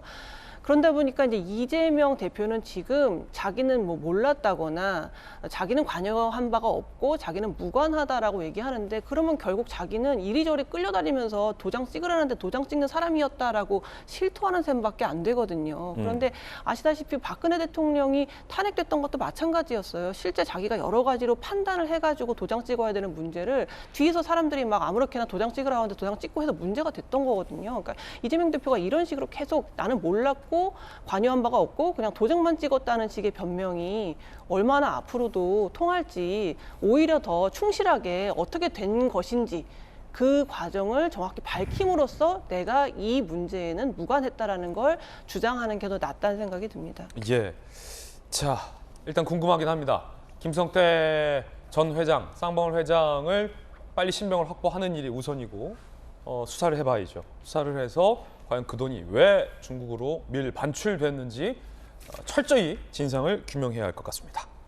자, 두 번째 이야기 전해드렸습니다. 이번엔 저희가 준비한 다음 순서입니다. 뜨거운 소식, 이 못지않게 뜨거운 소식. 오늘 사실 많습니다. 3가지 소식만 엄선을 했습니다. 그중에 첫 번째 소식부터 바로 만나보시죠. 이상민 행안부 장관의 한 매체와의 인터뷰 내용이 논란입니다. 폼나게 사표라는 발언이 상당히 부적절하다라는 지적이 여권 내에서도 나옵니다. 중앙일보 인터뷰, 누군들 폼나게 사표 던지고 이 상황에서 벗어나고 싶지 않겠나. 하지만 그것은 국민에 대한 도리도 고위공직자의 책임 있는 자세도 아니다. 라며, 그러니까 본인의 지인의는 나도 물러나고 싶지만 지금 책임질 게 있다 라는 얘기겠지만, 표현이 아다르고 어다르고 한 끗 차이로 뉘앙스가 달라지는데 폼나게 사표 던진다라는 표현을 해서 세게 논란이 되고 있어요. 자, 민주당에선 즉각 비판을 했습니다. 들어보시죠. 부끄러움을 모르는 참 뻔뻔한 장관입니다. 김은혜 홍보수석이 웃기고 있네 메모가 떠오르는 개탄스러운 발언입니다. 국민의 안전을 총책임지는 주문 장관임에도 참사 당일 집에만 있던 이상민 장관은 폼나게 타령으로 자리를 버티고 있습니다. 비겁한 변명에 지나지 않습니다. 용산 소방사장의 발끝이라도 쫓으면서 폼나게 타령을 하시기 바랍니다. 이런 말을 자꾸 해서 국민들의 화를 돋구는지 벌써 처음이 아닙니다. 이상민 장관. 대통령의 고민이 깊어질 것 같습니다. 특히나 대통령이 해외에서 국익을 위해서 지금 팔방으로 뛰고 있는데, 대통령이 대한민국을 비우는 사이에 행안부 장관이 인터뷰를 한다는 것도 좀 저는 개인적으로 좀 아쉬운 대목입니다. 쉽사리 좀 납득이 안 되는 대목입니다. 거기에 폼나게 사표. 자, 바로 민주당 전재수 의원님께 발언기 제일 먼저 드리겠습니다. 제가 비판을 안 드려도 국민들 있는 그대로 받아들이실 거로 생각을 합니다. 다만 우려되는 것은 대통령실 수석들, 그다음에 내각에 있는 장관, 국무총리까지 정말로 이 희생자들 또 남겨진 분들에 대한 어떤 아픔을 함께 나누고자 하는 그런 어떤 공감 능력 이런 것들이 부족한 것이 아니고 아예 존재하지 않는 것 아닌가 이런 우려를 하지 않을 수가 없습니다. 예. 이태원 참사에 대해서 질의하는 야당 의원들을 향해서 웃기고 있네 이렇게 이야기하는 김은혜 수석이나 또 폼나게 사표 던진다 이런 발언을 하는 행자부 장관, 행안부 장관이나 또는 외신들이 다 지켜보는 상황에서 유머를 통해 가지고 활짝 웃는 국무총리의 모습을 보면서 과연 이 압도적이고 이 엄청난 감당하기 어려운 슬픔에 직면하고 있는 우리 국민들의 마음을 담은 10분의 1, 100분의 1 손톱만큼이라도 공유하고 있는가라는 이런 절망감이 듭니다. 저는 단 한 분도 책임지고 있는 분들이 없는데 좀 책임지시는 분들이 나와야 될 시점이 한참 지났는데 그럼에도 불구하고 좀 책임을 지는 분들이 늦었지만 좀 나와야 된다 이렇게 생각을 합니다. 지금 사표를 던진다 해도 정혁진 변호사님 결정적으로 폼이 안 나요. 이상민 장관이 잘못 알고 있는 거예요. 본인이 지금 사표 던져도 하나도 폼 안 나요. 하나도 안 멋있습니다. 그게 문제 아니겠습니까? 그러니까 저는 어떤 생각이 드냐면요. 이상민 장관이 굉장히 유능한 분이라고 제가 알고 있었어요. 그다음에 뭐 다른 여러 직위를 거쳤는데 거기서도 뭐 잘했다는 이야기 많이 들었고 그런데 다른 걸 떠나가지고 행정안전부 장관이라고 하는 옷은 이상민 장관한테 맞지 않는 옷이다. 일단은 그런 생각이 들고요. 자기한테 맞지 않은 옷을 입으니까 자꾸 이렇게 그 부작용이 일어나는 거예요.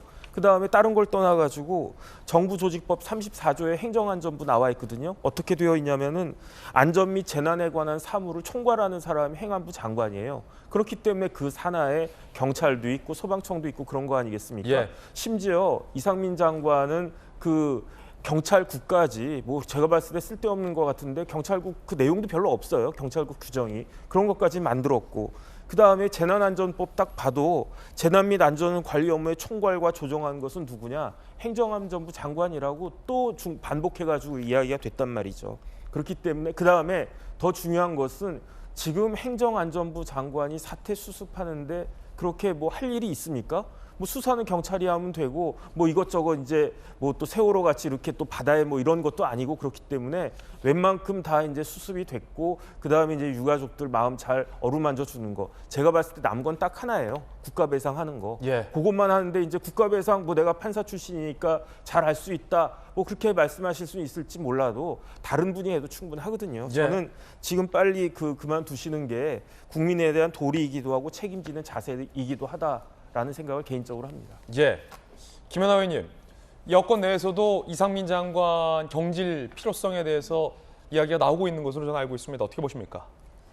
일단 아까 정혁진 변호사님 지적하신 것처럼 자기한테 어울리지 않는 옷을 입고 있다라는 부분에 대해서 많은 부분들이 공감하시는 것 같아요. 예.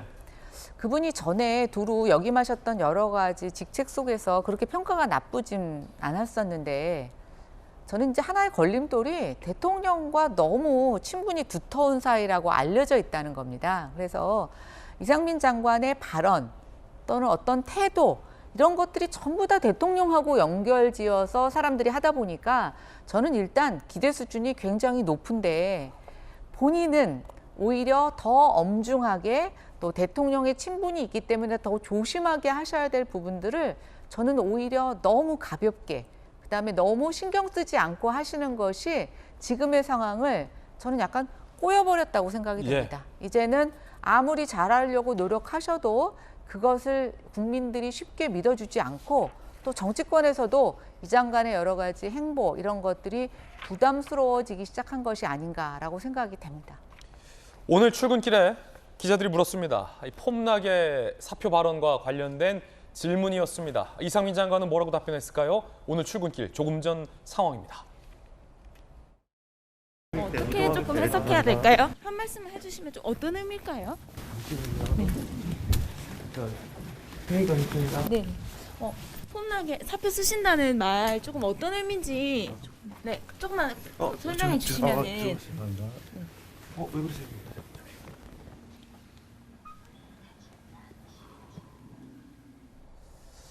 자, 이 국민들에게 위로가 되고 국민들의 아픈 마음을 달래줄 수 있는 그런 관료, 그런 장관, 그런 정치인의 존재가 너무나도 그리운 요즘입니다. 자, 이번엔 저희가 준비한 두 번째 뜨거운 소식 주인공 공개하겠습니다. 바로 만나보시죠.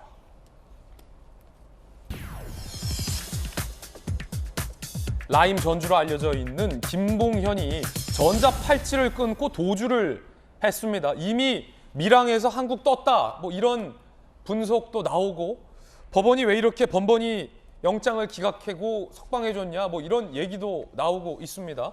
함께 보시죠. 라임 투자회사 스타모빌리티 자금을 횡령했고 정치권 로비를 했다라는 혐의로 구속 기소된 바 있는 2020년 5월에 김봉현 전 스타모빌리티 회장. 지난해 7월 법원은 피고인의 방어권 이유로 조건부 보석을 시켜줍니다.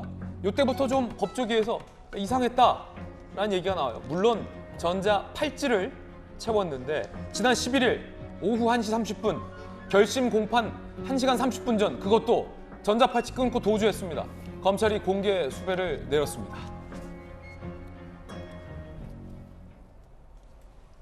그런데 행적이 지금 잡히지가 않고 있어서 전문가들 사이에서는 이미 밀항에서 한국 뜬 거 아니냐 이런 지적도 나오고 있습니다.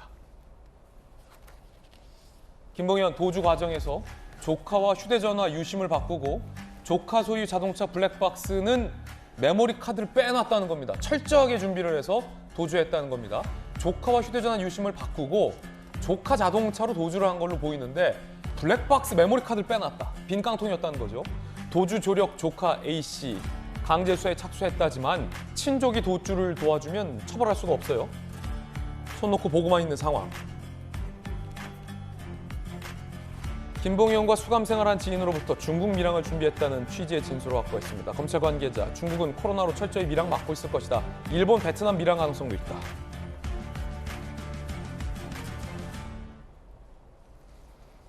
아니, 이 라임 옵티머스 사태에 대해서 제대로 수사도 안 되고 있고 피해자들이 지금 가슴을 치고 있는데 어떻게 이렇게 정말 황망하게까지 합니다.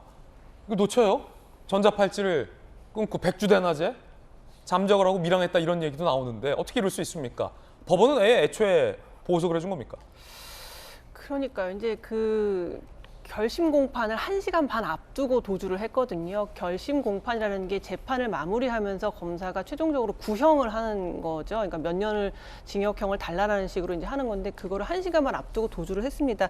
애초에 이제 보석이 된 상태에서 불구속으로 재판을 받고 있었는데 내부자의 여러 가지 진술이나 제보상 이 사람이 밀항할 것 같다라는 얘기가 있어서 여러 번 법원에 이 사람 보석 취소하고 다시 가둬달라는 신청을 했어요. 아, 그래요? 이미 했는데 법원에서 반려를 했죠. 그러니까 두 가지가 있을 수 있을 것 같습니다. 검찰이 이 사람의 보석을 취소해야 할 만한 이유를 명확하게 잘 증명을 못했거나. 아니 근데 검찰이 밀항할 수도 있다라는 얘기도 했다면서요. 그러니까 내부자 진술을 들었지만 법원의 입장에서는 또 검찰이 그만큼 그 진술만 가지고는 어렵고 훨씬 더 구체적인 정황을 요구했을 수도 있죠. 그러니까 두 가지 같아요. 검찰이 제대로 규명을 못했거나 아니면 법원이 너무 빡빡하게 그러니까 너무 엄격하게 이제 이거를 결정했기 때문에 결국 보석이 취소가 안 되고 도망가는 사건이 이제 벌어진 것 같은데 사실 이게 1조 6천억 원이나 되는 그러니까요. 엄청난 피해액이 발생하고 정말 수많은 사람들의 피눈물을 흘리게 했거든요. 그 사람의 피눈물뿐만 아니라 그 사람이 관계된 가족들도 다 피눈물을 흘리게 된 거 아니겠습니까? 이제 이런 사건에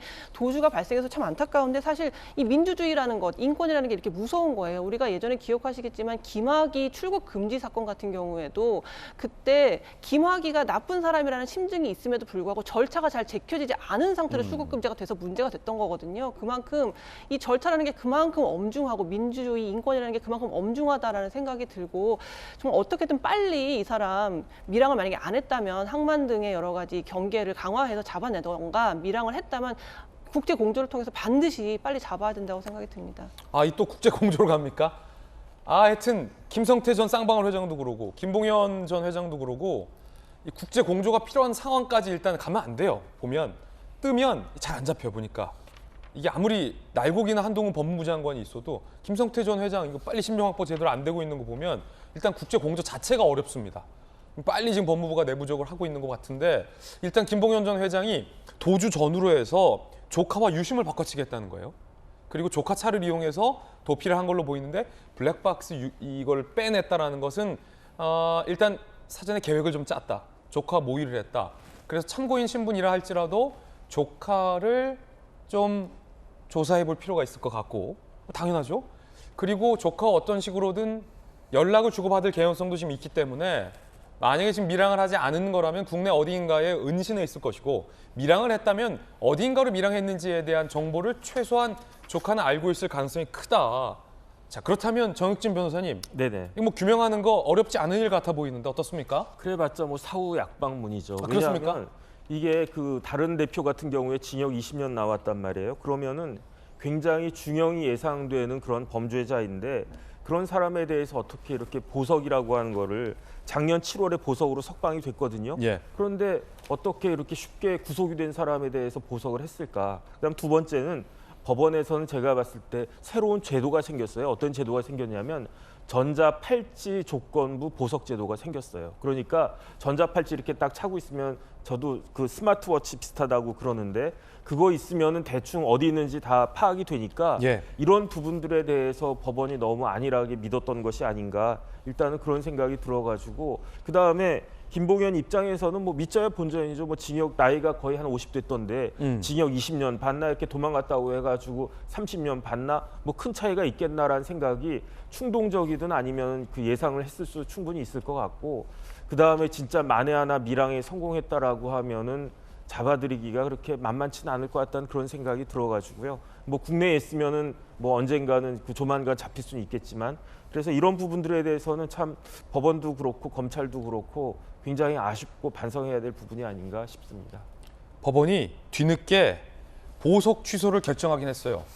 검찰의 기각기각. 하지만 법원이 11일 오후 2시 50분쯤 보석 취소를 결정했는데 이미 김봉현 전 회장은 도주에서 종족을 감춘 뒤였어요.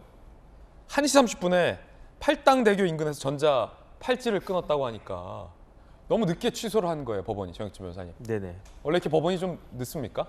원래 이제 법이 좀 늦기는 늦어요. 늦기는 늦는데 이제 아마 담당 그 재판부에서도 그 보석을 허가한 재판부에서도 굉장히 지금 당황하고 있을 겁니다. 아니 11일 오후 2시 50분에 보석 취소를 결정했는데 1시간 전에 전자팔찌를 끊고 도주했잖아요. 그런데 이제 절차 같은 것들이 있으니까 예. 그러니까 어쩔 수가 없는 건데 참 안타깝습니다. 네. 그런데 그 전자팔찌가 끊깁니까 이렇게 쉽게? 안 차봐가지고 저도 잘 모르겠는데 네. 끊기니까 끊었겠죠. 뭐. 그렇죠. 끊기니까 끊었겠죠. 근데 이게 쉽게 끊기는 건가? 왜냐하면 예전에 한동훈 장관이 인터뷰 중에서 전자팔찌든 전자발찌든 이게 쉽게 끊길 수 있다. 그래서 요거를 좀 더 강화하자. 2겹, 3겹으로 강화하자. 이런 인터뷰 한 적이 있었거든요. 그래서 그때는 뭐 이렇게 쉽게 끊기나 했는데 쉽게 끊기네요. 지금 보니까. 뭘 끊었는지 모르겠습니다만. 김수영 교수님. 그러니까요. 이렇게 쉽게 허무하게 끊길 것 같으면 전자팔찌나 전자발찌를 왜 채우겠습니까? 그래서 예전에 저도 기억하기를 이게 너무 허술하게 이제 풀리다 보니까 좀 더 강화한 신기술을 도입한 전자발찌, 팔찌를 도입하겠다는 얘기를 했었던 것 같은데요. 이 전자팔찌를 끊고 도주하는 거에 대해서 형량 같은 거 엄청 높일 수 없나요? 이거 엄청나게 중한 범죄고 사실 그거를 약속으로 받고 보석을 허가해 준 것인데 이렇게 허무하게 그냥 끊고 갈 것 같으면 모두가 보석을 신청하겠죠. 굉장히 중요한 지적, 그 궁금증. 전자팔찌를 끊고 도주하게 되면 어떤 혐의로 처벌받을 수 있나? 좀 황당해요. 허무해요. 공용 물건 손상 혐의가 추가됐다고 합니다. 공용 물건 손상 혐의. 아니, 맞긴 한데 좀 약한 거 아니냐 이런 거죠. 공용 물건 손상 혐의로 수사를 의뢰했습니다. 현행 전자장치 부착법. 전자장치 끊으면 7년 이하 징역 또는 벌금. 라는 겁니다. 공용 물건 손상 혐의. 너무 약한 거 아닙니까? 이거 뭐 추가해봤자 도망갔는데 뭐. 그러니까 이제 물건을 손상하면 손괴죄인데 저거는 결국은 이제 그 전자 팔찌가 본인 게 아니고 국가 거니까 그렇기 때문에 그 궁여지책으로 저 혐의를 갖다가 추가한 건데 저 혐의가 추가가 된들 그게 무슨 의미가 있겠습니까? 어마어마한 죄를 저질러 가지고 거기에 대한 중형이 예상되어 있었는데 이런 부분들도 제도적으로 보완이 돼야 되겠다 싶습니다. 자, 뜨거운 소식이었습니다. 이번엔 세 번째 소식 공개를 하겠습니다. 주인공 누군지 만나보시죠. 한동훈 법무부 장관과 민주당 황운하 의원이 세 번째 핫싸움 소식의 주인공입니다.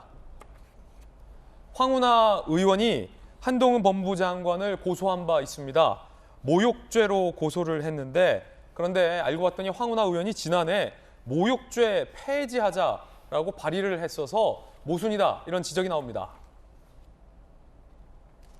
자, 어떤 내용인지 함께 자세히 살펴보시죠. 한동훈 고소한 황운하 의원 지난해 모욕죄 폐지 발의. 황운하 의원은 지난 8일 한동훈 법무부 장관을 모욕죄로 고소했습니다. 왜냐? 한동훈 법무부 장관이 직업적 음모론자다라고 발언했기 때문이죠. 소영웅주의와 관종에 매몰돼 틈만 나면 튀는 발언으로 천박함을 이어가 명백한 범죄다라며 모욕죄로 황운하 의원은 한동훈 법무부 장관을 고소했습니다. 그런데 지난해 4월 황운하 의원은 모욕죄를 삭제하는 형법 개정안을 발의했습니다. 최강욱 의원이 대표 발의했고 황운하, 김남국 의원 등등이 공동 발의했습니다. 모욕의 범위가 광범위해 헌법상 보호받아야 할 표현의 자유까지 규제할 수 있다라며 모욕죄 없애야 된다라는 내용이었습니다. 이렇게 되면 이거 어떻게 돼야 되나요, 김연아 의원님? 그 모욕죄는 없애야 하지만 나를 모욕한 건 참을 수 없다. 뭐 자기 부정이죠. 자기가 예전에 무슨 법을 발의했는지도 모르겠고, 또 한편에서는 내가 받는 건 모욕이고 남한테 하는 건 모욕이 아니다. 그러니까 사실은 이 모욕죄가 남발했을 경우에 이제 표현의 자유를 침해할 수 있다는 여러 가지 비판이 있었죠. 그리고 아마 황운하 의원 자체도 작년에 모욕죄를 폐지하자고 했던 그 법의 취지는 그랬던 것 같습니다. 근데 이게 이제 막상 자기가 당사자가 되다 보니까 이제 아니면 그때 당시도 그냥 보좌관이 해준 여러 가지 법안에 본인은 그렇게 크게 관심을 갖지 않고 이 법을 대표 발의한 거 아닌가라는 생각도 드는데요. 뭐가 됐든 간에 국회의원들은 자기 발언에 대해서 뭐 요즘같이 디지털로 모든 기록이 남는 상황에서 일관성을 유지하는 게 굉장히 중요한데, 불과 1년 전에 자기가 발의했던 법안도 기억하지 못하는 의원으로 기록되는 것이 조금 안타까운 현상입니다. 7일 예결위에서 있었던 두 분의 발언 직접 들어보겠습니다. 이태원 참사 사건과 관련해서 한동훈 장관이 추진하는 이른바 마약과의 전쟁이 원인이다, 이런 주장이 계속 나왔어요. 황당한 주장이죠. 김어준 씨나 황운하 의원 같은 직업적인 음모론자들이 이 국민적 비극을 이용해서 정치 장사를 하는 건 잘못된 거라고 생각합니다. 그리고 공당이 거기에 가세해서는 안 된다고 생각합니다. 완벽하게 모욕죄를 저질렀습니다. 저는 단지 사실에 기초해서 합리적인 의문을 제기했을 뿐입니다. 한 장관의 발언은 현행법으로 체포돼야 할 수준의 명백한 범죄입니다. 즉각 수사기관에 고소하는 것은 물론 정치적 책임을 묻겠습니다. 당장 장관직에서 물러나야 합니다. 황 의원이 한 장관을 모욕죄로 고소하자 한 장관은 공직자의 품위를 거론했습니다. 진흙탕에서 저질 음모론 막는 게 공직자의 진짜 품이다. 황운하 의원이 그동안 해온 거짓말, 유언비어, 모욕적 언사들 되돌아봤다면 고소장 쓸 엄두도 안 났을 것이다 라고 반박했습니다. 자, 뭐 두 사람 간의 입장 충분히 전해드렸고, 전대수 의원님, 그거는 어떻게 봐야 됩니까? 이제 모욕죄 폐지하자고 했다가 본인에 대한 공격에 날 모욕했어라고 고소하는 건 어떻게 봐야 됩니까? 이게 법조계에서는 모욕죄 폐지와 관련해가지고는 다양한 논의가 그동안 쭉 있어왔죠. 맞아요, 그건 사실입니다. 표현의 자유와 관련해서. 근데 황운하 의원이 이제 대표 발의를 한 것은 아니고 공동 발의자에 이제 들어가 있는 것 같고요. 이 내용을 떠나가지고 일단은 저는 일단은 피감기관의 장관이 국회 또는 국회의원을 향해서 직업적 음모론자다 이렇게 이야기하는 것은 상당히 좀 부적절하다 이렇게 생각합니다. 부적절하다. 제가 대통령의 최측근으로 이렇게 최측근이라면 한동훈 장관과 같은 저런 자세와 태도는 하지 않을 것 같습니다. 제가 최측근이라면 대통령의 최측근으로서 조금 더 겸손하게, 조금 더 남의 이야기를 더 많이 듣고 더 좀 겸손하게 이야기하고 발언하고 그런 자세와 태도를 가진다면 더 많은 국민으로부터 지지를 받지 않을까 그렇게 생각합니다. 저렇게 말씀하시는 것이 강성 지지자들의 열광을 박수는 받을 수 있을지라도 상식적인 수준의 국민들 입장에서 볼 때는 늘 불편하고 좀 오버하는 그런 경향이 있다고 저는 생각을 합니다. 피감기관의 장관으로서 조금 더 억울한 측면이 있더라도 조금 더 겸손할 필요는 있겠다 이렇게 생각을 합니다. 한 가지 좀 정정을 해야 될 것 같습니다. 아까 김봉현 전 회장 관련해서 정익준 변호사님께서 50대로 보인다라고 말씀하셨지만 실제 나이는 만 48세다라는 부분 중요한 내용이니까 정정해야 될 것 같습니다. 자, 이번엔 저희가 준비한 다음 이야기 시작하겠습니다. 주제부터 살펴보시죠. 국정조사 줄다리기. 민주당에서는 국조를 해야 한다라고 주장하고 있습니다. 그러자 여당에서는 이재명 대표 방탄용이냐라고 맞서고 있습니다. 민주당 이야기부터 들어보시죠. 지금 즉시 국정조사를 할 수 있도록 국민에게 직접 요청드리고 국민의 도움을 받기 위해서 범국민 서명운동에 우리 민주당이 나서겠습니다. 일동, 묵념. 지나가시면서 서명 부탁드리겠습니다. 정부와 여당은 국정조사조차 반대하지 않습니까? 도대체 무엇이 두렵습니까? 무엇을 감추고 싶은 것입니까? 이제 우리는 시민과 함께 국민과 함께 힘을 모아서 국정조사 특검의 길로 나아가겠습니다. 이태원 참사 국정조사 추진하겠다라는 민주당에 대해서 국민의힘은 방탄용이다라고 비판을 했습니다. 이번엔 국민의힘 입장입니다. 이제 국민들까지 이재명 방탄의 이용, 민주당 선동 시나리오에 속지 않는다라는 비판 이야기도 있습니다. 여야 두 분께 바로 의견 들어보겠습니다. 자, 국정조사를 해야 한다라는 민주당 전재수 의원님. 국정조사 요구가 이재명 대표 방탄용일 수는 없죠. 저는 원인은 규명하고 재발 방지를 하기 위해서는 뭐든지 다 해야 됩니다. 그것이 국정조사가 됐건 특검이 됐건 경찰에 의한 특별수사본부가 됐건 검경 합동수사가 됐건 전부 다 해야 됩니다. 근데 우리나라는 입법부와 사법부와 행정부가 분리되어 있는 상권 분립 그런 이제 민주주의 체제를 채택을 하고 있습니다. 지금 특별수사본부를 향해서 경찰 내부에서도 해체라는 이야기가 들리고 있습니다. 일선 현장에 있던 분들만 수사하고 그분들만 타겟으로 해가지고 수사가 진행되고 있다라는 이런 목소리들이 경찰 내부에서 이미 터져 나오고 있습니다. 그런 불만의 목소리가 없다 하더라도 경찰 특별수사본부를 통해서 수사를 하고 국회에 맡겨져 있는 의무가 있는 겁니다. 국회법상 정해져 있는 의무가 있는 겁니다. 국민들의 대표인 국회가 나서가지고 국정조사를 하는 것은 국회법의 절차와 과정이 정해져 있는 것입니다. 뭐든지 해가지고 두 번 다시는 이런 일이 생기지 않도록 할 수만 있다면 저는 법에 의해서 정해져 있는 것들은 다 하는 것이 맞다. 그렇게 생각을 합니다. 자, 이번엔 국민의힘 김연아 의원님 30초 남았습니다. 일단 국정조사가 어떤 의미를 가질지 모르겠고요. 저는 울고 싶은 아이 뺨 때려준다라는 생각이 듭니다. 지금 주말마다 정권 퇴진 운동이 광화문 근처에서 이루어지고 있는데요. 정권 퇴진뿐만이 아니라 노래와 춤을 하면서 또 이태원 사건에 대한 추모도 한다라고 하는 정말 이상한 퇴진 운동을 하고 있습니다. 저는 민주당은 지금 이재명 대표를 향한 수사의 칼날을 회피하기 위한 국면 전환으로서 국민을 이용하는 것이라고 생각합니다.